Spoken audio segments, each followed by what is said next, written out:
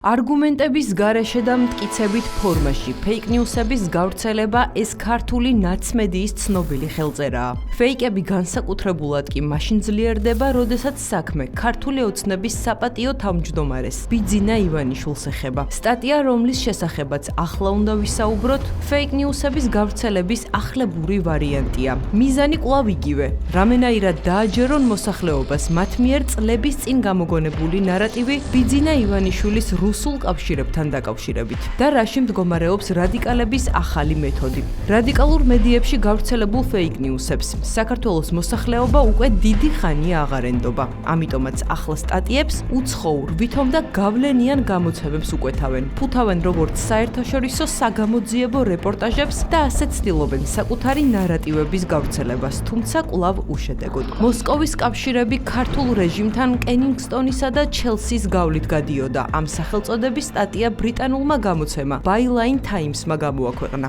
ნაცმედიამ მაშინვე აიტაცა აღნიშნული სტატია და ყოველგვარი მტკიცებულებებისა თუ არგუმენტების გარეშე, როგორც მათ შვევიათ ხოლმე, მისი შინაარსის გავრცელება დაიწყეს. რა თქმა უნდა, პირველ რიგში სტატიის შინაარსით დავინტერესდით. ბოლომდე ჩავიკითხეთ და აღმოვაჩინეთ, რომ სტატია მხოლოდ და მხოლოდ ქართველი რადიკალი პოლიტიკოსებისა თუ არასამთავრობო სექტორის წარმომადგენლების მონაყოლს ეყრდნობა. არც გადამოწმებული ფაქტები, არც დოკუმენტები, მხოლოდ არასამთავრობო ორგანიზაციაში გადაბარგებული ყოფილი ნაცდეპუტატის სერგი კაპანაძის ინტერვიუ და ევროკავშირში საქართველოს ყოფილი ელჩისა და ამჟამად გახარიას პარტიის წევრის ნატალია საბანაძის განცხადებებს ეყრდნობა. ნატალია საბანაძესთან დაკავშირებით აუცილებელია გავიხსენოთ მისი გულმხურვალე სურვილი საერთაშორისო ტრიბუნებზე საქართველოსთვის სანქციების დაწესების შესახებ. დღეს საქართველოს დემოკრატია ნადგურდება საპარლამენტო უმრავლესობის ხელით. ინდივიდუალური სანქციები უნდა იყოს მათ წინააღმდეგ, ვინც ამაზე პასუხს აგებენ. მაგალითად, რომ არ ჰქონდეთ საშუალება, რომ თავისი შვილები ამერიკის შეერთებული შტატების ძვირად ღირებულ უნივერსიტეტებში სწავლობდნენ, ასევე სხვა მიმართულებები.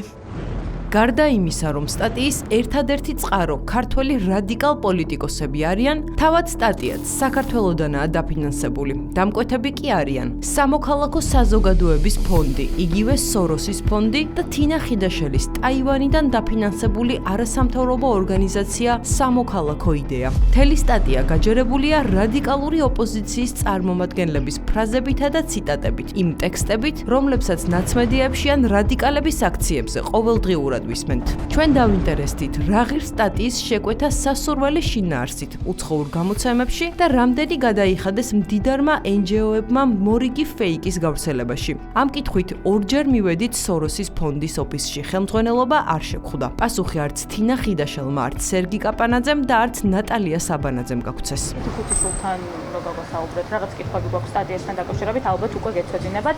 ან თუ ქეთი ხუთიშვილი, როგორც გითხრეს, არ არის ოფისშია, საქართველოში არ იმყოფება?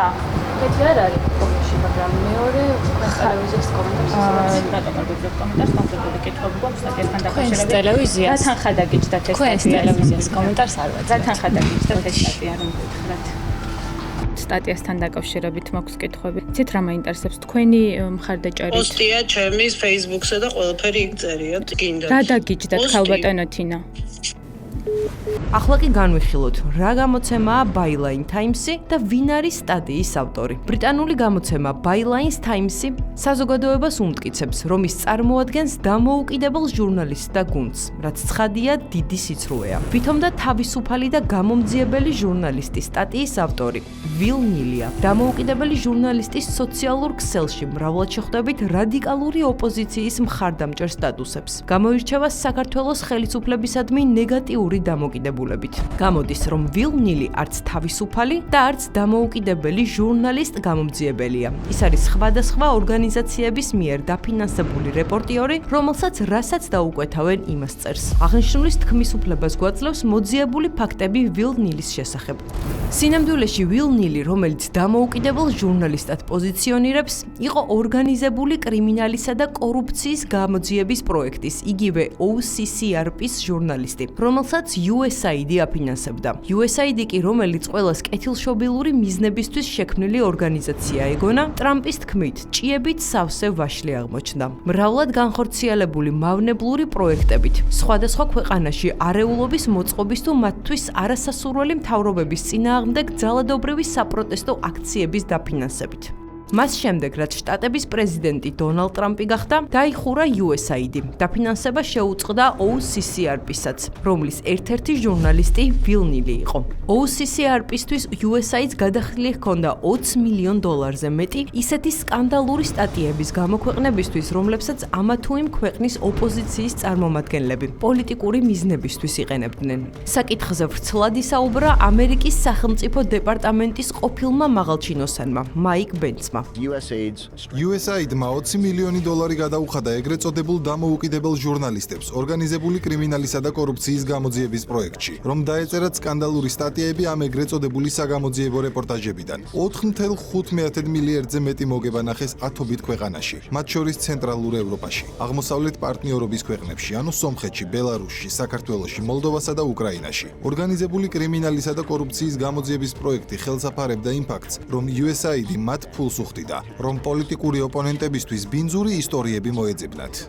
Deep State-ის ევროპული კავშირები კვლავ ძლიერია. ისინი ქართველი მოკავშირეებით და დიდძალი თანხებით უკვე მრავალი წელია ცდილობენ ქვეყნის შიდა საქმეებში ჩარევას და ჩვენი ქვეყნისთვის პრობლემების შექმნას. გარანტირებულად შემიძლია გითხრათ, რომ ეს არის დაფინანსებული და შეკვეთილი სტატია. სტატია რომ იბეჭდება სად?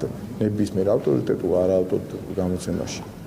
ტირაჟის მიუხედავად, რომელიც სერგი კაპანაძის და საბანაძის მოსაზრებებზე აიგება, იმის ობიექტურობაზე რა ვილაპარაკოთ, გასაგებია, მაგრამ სოროსელები დღემდე ამ ქვეყანაში მავნებლობას ახერხებენ.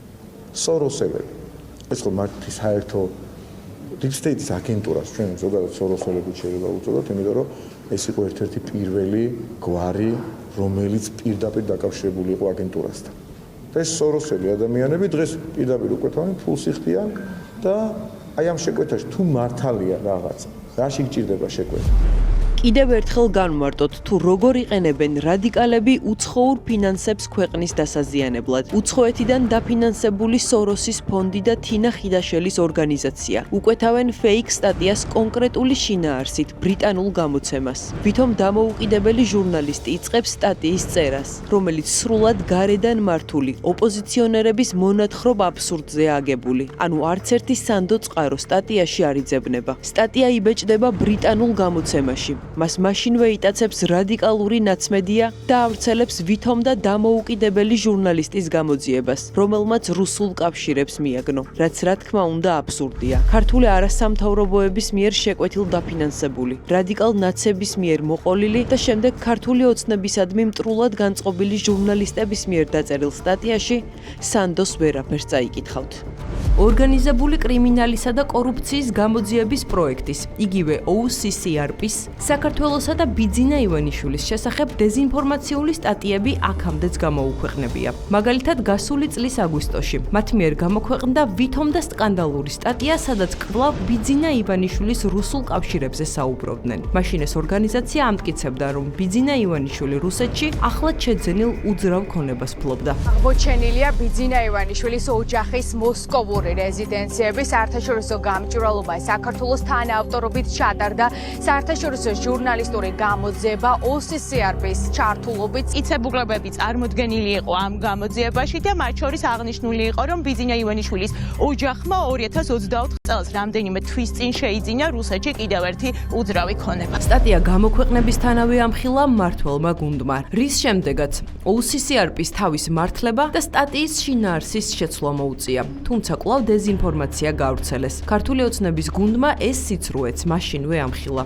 კიდევ ერთხელ ვეხმაურებით ორგანიზებული კრიმინალისა და კორუფციის გამოძიების პროექტის მიერ ჩვენი განცხადების პასუხად გავრცელებულ ინფორმაციას ქართული ოცნების საპატიო თავმჯდომარის ბიძინა ივანიშვილის შესახებ. OCCRP წერს, რომ მათი სტატია არა ბიძინა ივანიშვილს, არამედ მის მეუღლეს ეკატერინე ხვედელიძეს ეხებოდა. რუსეთში არსებული ქონების ფლობა, რასაც ეს ორგანიზაცია ახლად აღმოჩენილ სკანდალად გასაღებას ცდილობდა პირველად სწორედ ბიძინა ივანიშვილმა გაახადა საჯარო, როდესაც 2013 წელს ქონებრივი დეკლარაცია შეავსო და კანონის შესაბამისად ოჯახის წევრების, მათ შორის მეუღლის სახელზე არსებული აქტივებიც მიუთითა. გარდა USAID-ისა, OCCRP-ს აფინანსებდა ჩვენთვის კარგად ნაცნობი ნედი, სოროსის ფონდი. თავარი დამფინანსებელი კი, რა თქმა უნდა, ამერიკის სახელმწიფო დეპარტამენტი იყო. Deep State-ის საცეცები საქართველოს უკვე მრავალი წელი აწუდება. ამერიკის შეერთებული შტატების სახელმწიფო დეპარტამენტი აფინანსებდა საერთაშორისო ორგანიზაციების სტატუსის მქონე ვითომ და კორუფციასთან და კრიმინალთან მებრძოლ კომპანიებს, რომლებიც სხვადასხვა ქვეყანაში გარკვეული მედია საშუალებების გამოყენებით ვითომ და სკანდალურ fake news-ებს ავრცელებენ, რაც მოსახლეობაში შფოთისა და არეულობის გამოწვევას ემსახურება.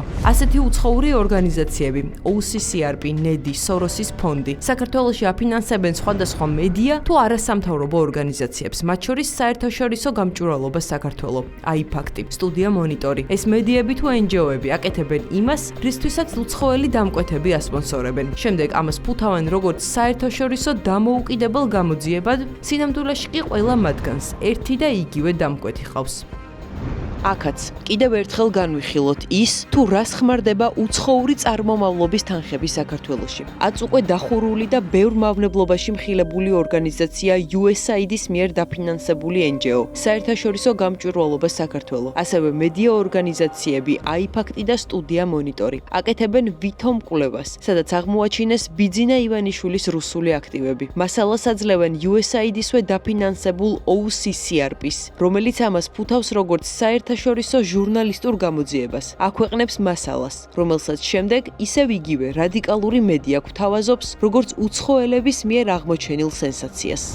საქართველოსთან მიმართებაში წლებია ასე ხდება. უცხოეთიდან დაფინანსებული ორგანიზაციები მუდმივად ცდილობენ საზოგადოების შეცდომაში შეყვანას და ამას ძირითადად საერთაშორისო ეგიდით ფუთავენ. თუმცა ქვეყნის არაკეთილმოსურნეებს არეულობა და მოსახლეობის დაპანიკება არ გამოსდით. არც ერთ ჯერზე არ გამოუვიდათ დეზინფორმაციული ნარატივების გავრცელება. ბიძინა ივანიშვილთან დაკავშირებით, რასაც ასე გამალებით მრავალი წელია ცდილობენ.